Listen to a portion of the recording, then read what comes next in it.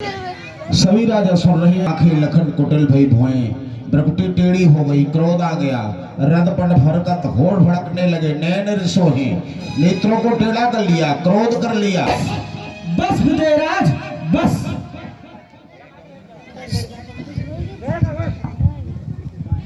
सावधान मिथिला नरेश महाराजा जनक, सावधान, अपने मुख से ये अनुचित वचन ना निकालो। कहीं ऐसा ना हो कि यह स्वयंवर भूमि इन वीरों के रक्त से लाल हो जाए। आज तक रघुवंशियों के समाज में जहां तक भी कोई होगा, उनके सम्मुख किसी ने भी ऐसे कट वचन ना कहे होंगे जैसे मिथ्या और अनुचित वचन श्री महाराज जनक ने रघुकुल शिरोमणि प्रभु श्री राम की इस सभा में उपस्थिति जानते हुए कह डाली। हे सूर्यवंश के कमल रूपी सूर्य स्वरूप, मैं अभिमान से नहीं अपितु अपने स्वभाव से कहता हूँ, यदि आपकी आज्ञा पाऊं तो इस सकल ब्रह्मांड को गेंद की भांति उठाकर कच्चे मटके के समान फोड़ सकता हूँ। सुमेरु पर्वत को कमल दंड की भांति उखाड़कर गाजर और मूली की तरह तोड़ तोड़कर फेंक सकता हूँ। मिथिला नरेश महाराजा जनक संभवतः रघुकुल की कीर्ति को भूल चुके हैं। मैं आपको स्मरण कराता हूँ। घटमान दीर्घबाहु रघु तस्मा पितुर्षा, अतस्य महाराज तस्मा दशतः तस्यापि भग्नावेश साक्षात ब्रह्म वे धनसा सेन चतुर्दा घात प्रभु कार्य से।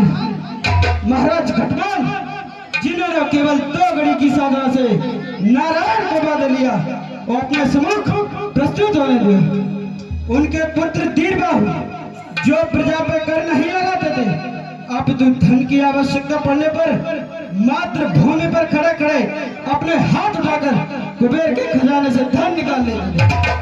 उनके पुत्र आज जो योग साधना में स्वयं ब्रह्मा के समान थे, उसी कुल में जन्मे परम प्रतापी महाराजा दशरथ, जिनसे देवता भी युद्ध में सहायता मांगते थे, और उन्हीं के ज्येष्ठ पुत्र जो स्वयं नारायण का अवतार है, जिन्होंने ताड़का, सुबाहु और मारीच राक्षसों का वध किया, उनकी इस सभा में उपस्थिति जानते हुए जो आपने कटवचन कहे वो मुझे स्वीकार नहीं है। राजन होकर इस कदर ज्ञानवान बलवान एक तुच्छ सी बात पर वीरों का घर बुलाकर वीरों का अपमान करते हैं। ऐसी सभा में क्यों नहीं बच महाराज रघुकुल में रघुवर वीर प्रताप क्या कह डाला विदेना। सुनते हैं कुछ आप जनक के बैन करारे, बिना सोचे समझे जनक ने यह जनक तुमने कहे जो बैन दिल पर तीर बैठे हैं, कलेजा चीर बैठे हैं, जिगर को तोड़ बैठे हैं। रही जो जानकी कुंवारी, हमें क्या दुख नहीं उसका, मगर करूं के सामने रघुवीर बैठे हैं। मुझको इस अपमान ने अब कर दिया धीर, कहता हूं प्रण कर सुनो राम रघुवीर। जो ये बात कही मिथिला पद ने ये सहन न कर सकता हूं मैं, लांछन का भार क्षत्रियों पर वो दहन न कर सकता। इस समय बिना सोचे समझे ये न शब्द उचारे हैं, पृथ्वी वीरों से खाली क्यों जब रघुकुल बताए हैं। रघुवीर राम जी कह रहे थे यह कह देना कोई खेल नहीं, वैद्यली अल्पिक महा जो कहता था मैं तो इतना कह सकता हूँ जिस दिन बलवान नहीं होंगे उस दिन ये धरा नहीं होगी, यह सब सामान नहीं होगा। मुझको कोई अभिमान नहीं, सीधा आपसे कहता हूँ इस धनुष उठाने की ताकत छोटी उम्र में रखता हूँ। यह धनवा क्या ब्रह्मांड सभी कहिए तो अभी उठाऊं मैं, फिर छोटी चचरी के समान कहिए सोलह उठाऊं मैं।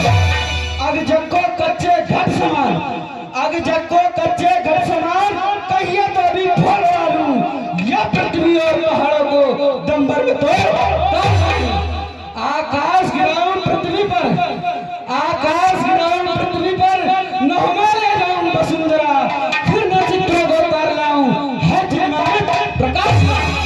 रवि सस को तोड़ खड़मंडल में, रवि सस को तोड़ खड़मंडल में, डालूं सागर के पानी में, फिर से समुद्र मंथन कर दूं है दुनिया तो जवानी में।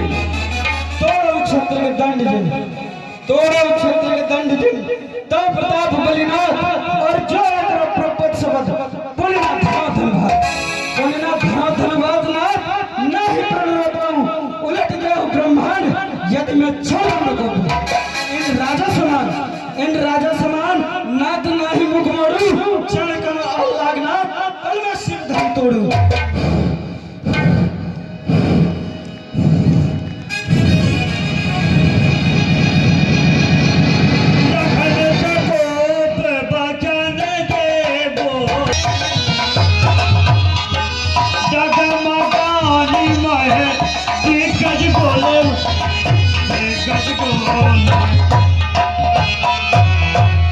हाँ प्रिय बंधुओं, लक्ष्मण जी ने कारण है न शक्ति प्रदर्शन कारण है, कारण न ज्येष्ठ चेष्टा का कुछ अनुचित उचित न कारण है।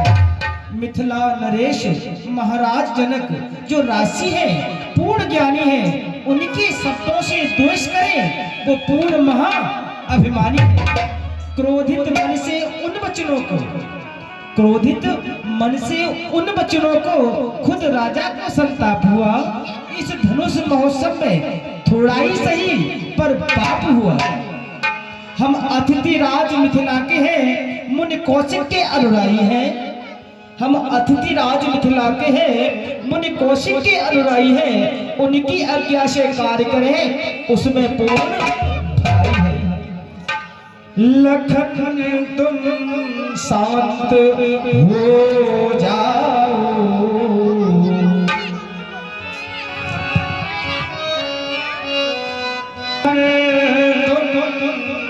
शांत हो जाओ,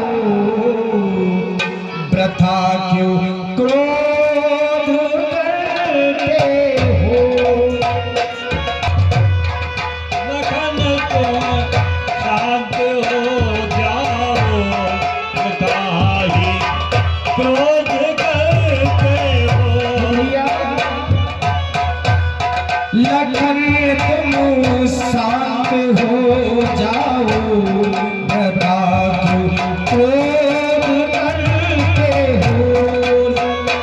जो कुछ कहा है क्रोध में, जो कुछ मुकट में भूत है यो।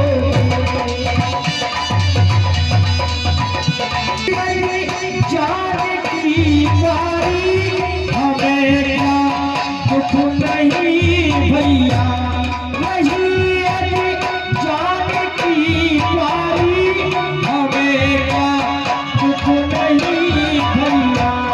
कहाँ है क्रोध में जो कुछ, कहाँ है क्रोध में जो कुछ मुकट में भूत है यो।